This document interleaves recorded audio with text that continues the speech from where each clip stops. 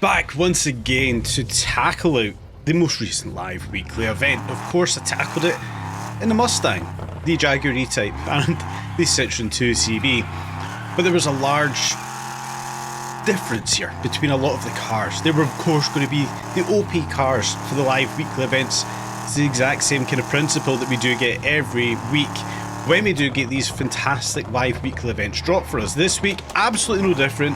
We had a couple of standout cars, 3 in particular, that kind of topped out every leaderboard, and I left it for you guys to decide which car was it that we were going to choose for this week's live weekly events redo to try and, target up towards the top of the leaderboards that have been set. Of course, I put that poll there on YouTube for everybody. Thankfully, you guys decided to vote.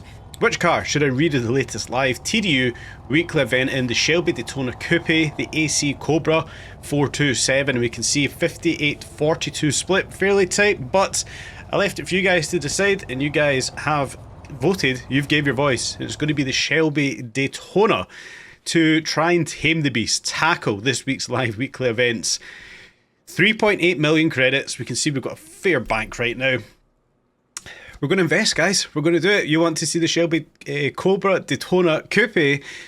I'm not one to disappoint. If this is what you want to see, we'll get into the Daytona and see if we can tame this absolute animal on the track. 3.8 million credits invested, guys. I think this is going to be a lot of fun. It's going to be a big test what we can do with this. Now, first of all, we'll just talk about the looks of the Daytona. It looks absolutely bonkers. It's like something out of Hot Wheels. I love the way this car looks. We can then talk about its handling. Now, it's not going to handle well. We know that it's not going to handle well. You guys are already using the AC Cobra and the Shelby Cobra Daytona. You guys know the thing doesn't handle well.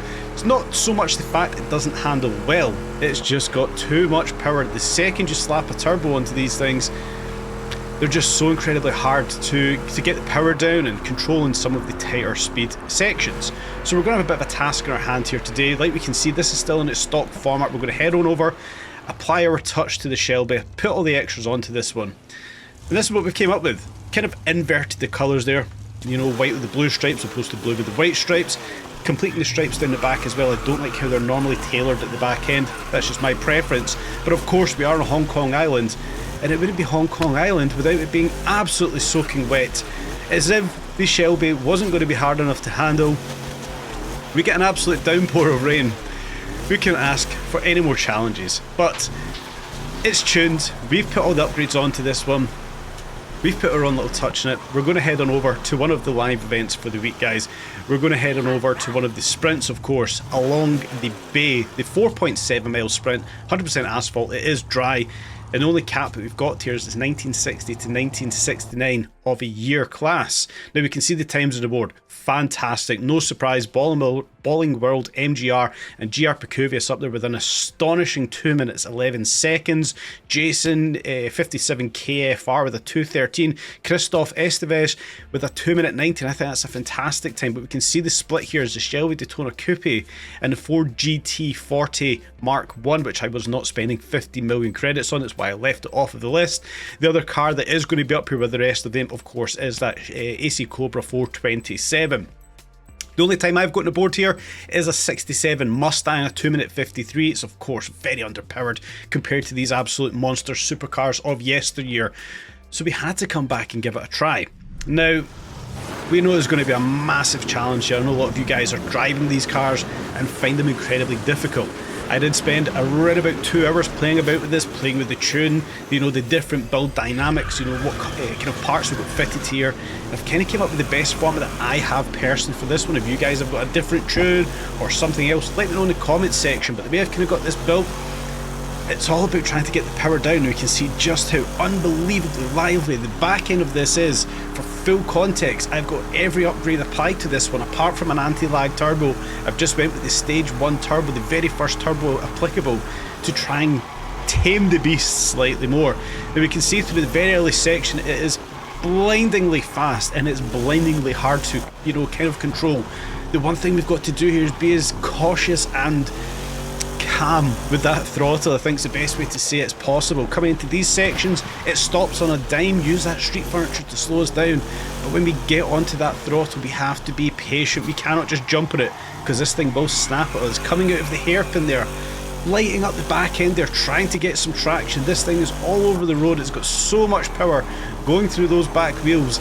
In through this little snaking section, we get as brave as we can, as we do have a little jump downhill into another tight section, trying to stay off of those barriers as hard as we can, negotiating all of this down here in first gear. As soon as we get that throttle down, we can see the back end is trying to snap on us.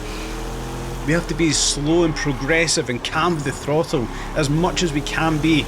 Nice and fast through this section that we know all too well here with the amount of races I've done through there on the channel. Over the little jump, again nice and calm so we can land on all fours. Down into this deep left-hander right here.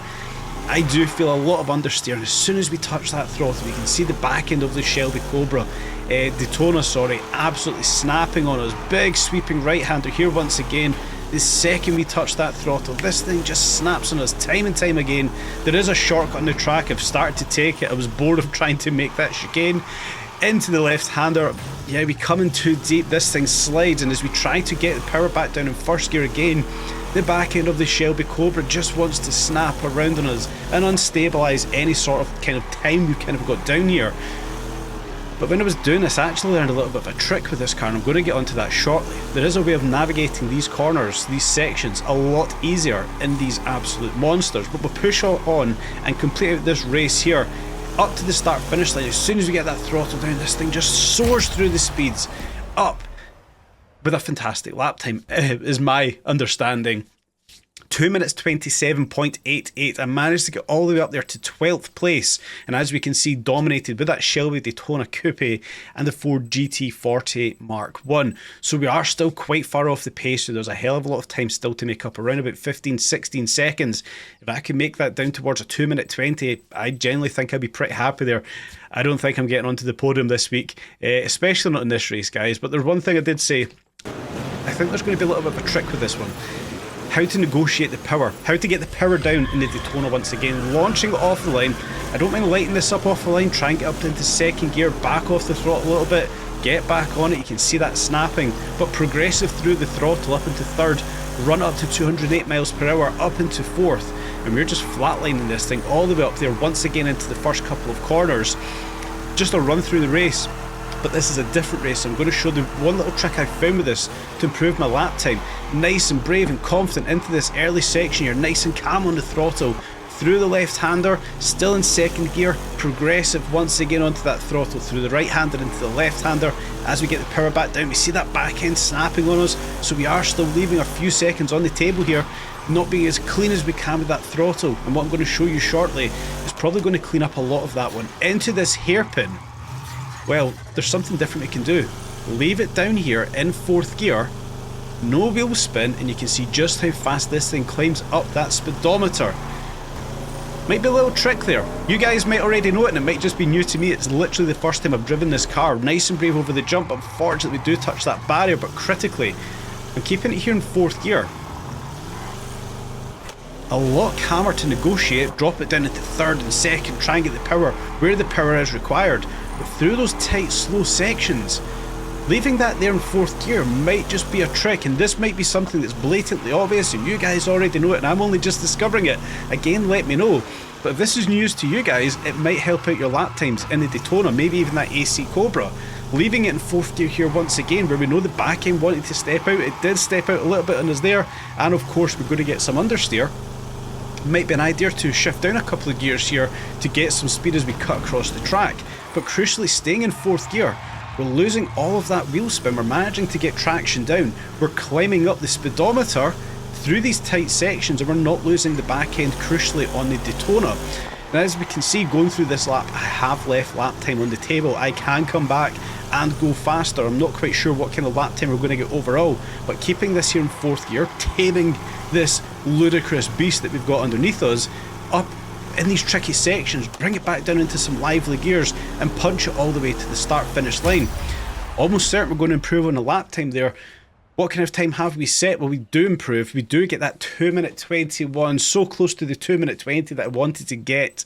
I'm probably going to go back again, guys, but I'm not going to do it for the video. It's maybe a bit monotonous to come here time and time again doing the exact same race. But it was literally one of the last attempts I had there was leaving that in 4th gear. Is that what Ball and World and GR Pacuvius, Jason and Christoph, what you guys are all doing? Are you overusing the 4th gear, using the traction that 4th gear gives you to pull you out of some of those tight corners into the slower sections, getting as much traction as possible? If this is something you already knew, fantastic. If this is new to you guys, let me know in the comment section down below. It'd be good to know if this is just something I am somehow only just discovering. So a huge improvement, of course, from the Mustang. That will come as absolutely no surprise. And I do still think there, for me personally, maybe another 5 seconds sitting on the table there.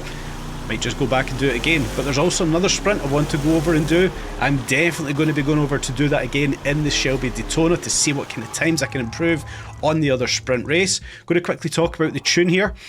As I mentioned, there's no point focusing on acceleration. This thing's far too leery, far too wild. Putting it all towards top speed and applying as much downforce as I can. Want to try and get that Daytona planted into the ground as much as possible.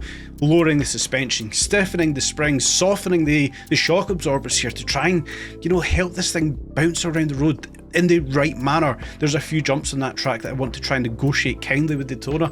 That's kind of how I put that tune together for this one. Over to the handling, not touching any of this. I don't see there being any point with how lively that car is. Strong anti-roll bars, as we can see. Negative camber front and rear to try and help this thing turn in and out of some of those tight corners. But the crucial one, I did find it helped me out a lot. I think it helped me out a lot. Very soft tyre pressures. My thought process was thinking about the big American muscle drag cars. Very soft tyre pressures. It was an initial thing I thought of, and I felt I found a lot of lap time softening those tyre pressures as much as I can with the usual brake bias that I kind of have applied to many cars. 1400 horsepower with 900 kilos. Absolutely insane figures. 1600 newton meters of torque. Top speed of 312, a knot to 62 in 2.22 seconds, but a knot to 37 in 2.23. This car has broke physics. It gets to knot to 60 quicker than it gets to knot to 37. Work that one out for me, guys. I have never ever seen that before. This car hits 60 miles an hour before it hits 37. I don't understand that. I've never seen that before. I don't have an answer for that one. If you've seen that before, let me know. I have never seen a car give you a figure hitting 60 before it hits 30. That has blown my mind. And that there's probably good that there's probably a good note to leave today's video on, guys. Before you do, smash that like button, subscribe, all the usual good stuff, guys. I really appreciate it. Help me grow the channel as much as possible, guys. And stay tuned for more updates on Test Drive Unlimited Solar Crown.